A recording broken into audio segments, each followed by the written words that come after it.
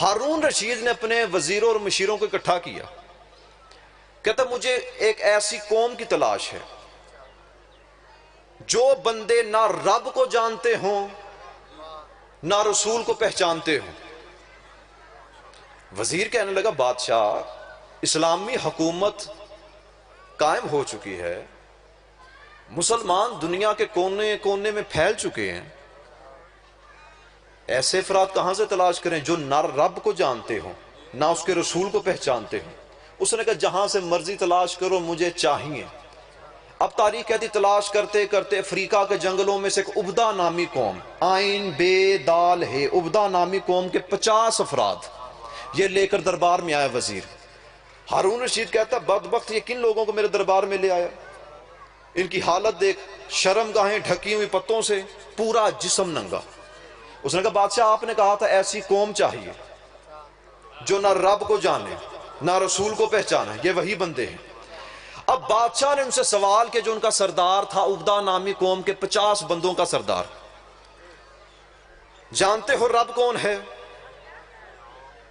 اس نے وزیر سے کہا کہ ہمیں اس کی سمجھ نہیں آ رہی کیونکہ ہم اس کی زبان نہیں جانتے۔ جب بادشاہ نے سوال کو پھر دہرایا، ان کا سردار بولا، اب بادشاہ نے وزیر سے کہا مجھے ان کی زبان سمجھ نہیں آ رہی، تو یاد رکھیے گا گجرات والو، امام اور خلیفہ وہ ہوتا ہے جو کائنات کی زبانوں کو جانے۔ کیا کہنے آپ کے مالک سلامت رکھے، جن کے ہاتھ بلند ہو گئے۔ اب وہ مترجم بلایا گیا، بادشاہ نے کہا ان سے پوچھو تمہارا رب کون ہے، کیا رب کو جانتے؟ وہ کہتے ہیں رب، یہ تو نام ہم نے پہلی مرتبہ سنا ہے، رب کیا ہوتا ہے؟ بادشاہ کے چہرے پہ مسکراہٹ آئی، مطمئن ہو گیا کہ واقعی وہی قوم ہے۔ کہ ان سے پوچھو کیا تم محمد مصطفیٰ کو پہچانتے ہو جو عرب میں ان کا دعویٰ تھا کہ وہ نبی ہیں؟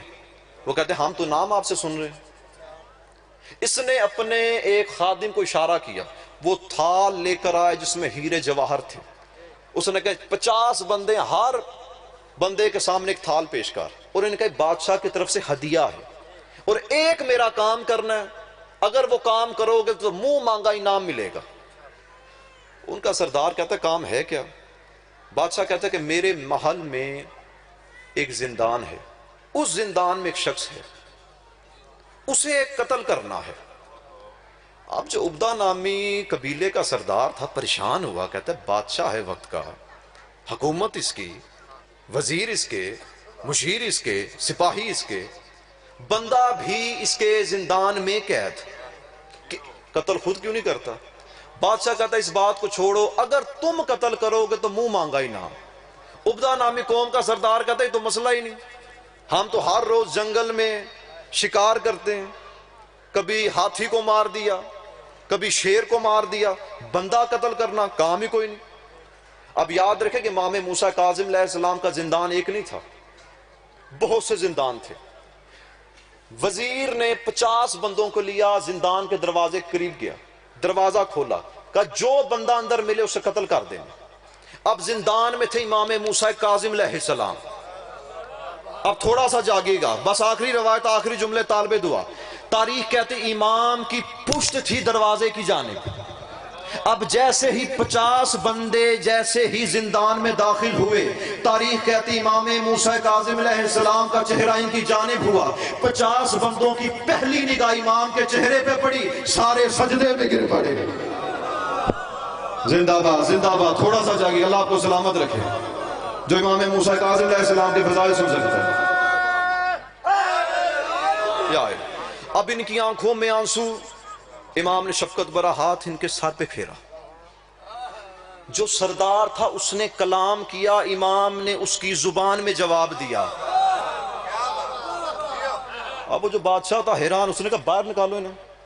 جیسے دربار میں آئے نا 50 بندے، بادشاہ کبھی دائیں چکر کبھی بائیں چکر، کبھی دائیں کبھی بائیں، کہتا اللہ کی لعنت ہو ان پر، رب کو جانتے نہیں۔ بہت شکریہ۔ محمد مصطفیٰ کو پہچانتے نہیں، موسیٰ کاظم کو کیسے جانتے؟ مترجم کا ان سے پوچھ، اس نے کہا ہمارا بادشاہ پوچھ رہا، نہ تم رب کو جانتے ہو نہ رسول کو پہچانتے، موسیٰ کاظم کو کیسے جانتے ہو؟ وہ سردار کہتا ہے بادشاہ ہمارے جنگل کا دار و مدار ہے بارش کے پانی پر، بارش ہوتی ہے تو ہمارا دار و مدار چلتا ہے، جب بارش نہ ہو تو جنگل میں ایک جگہ ہے جسے ہم کہتے ہیں پاک جگہ، ہم اپنے بیوی بچوں کو لے کے وہاں پہ آتے ہیں، وہاں پہ خیمہ ہے، وہاں پہ ایک نوجوان رہتا ہے، جب بارش نہ ہو ہم اس کے قریب آتے ہیں، وہ اپنے ہاتھوں کو بلند کر کے پتہ نہیں کیا کلام کرتا ہے، اس کا کلام ختم ہوتا نہیں، آسمان سے بارش برسنے لگتی ہے۔ ہارون رشید کہتا ہے میں تم سے پوچھ رہا ہوں تم موسیٰ کاظم کو کیسے جانتے ہو؟ تم مجھے جنگل کے ایک نوجوان کا قصہ سنا رہے ہو۔ وہ کہتا ہے ہارون رشید سن لے، وہ جو جنگل میں خیمے میں نوجوان رہتا ہے وہ کوئی اور نہیں، یہی موسیٰ کاظم ہے، ہم جانتے ہیں یہ بارشیں برسواتا ہے۔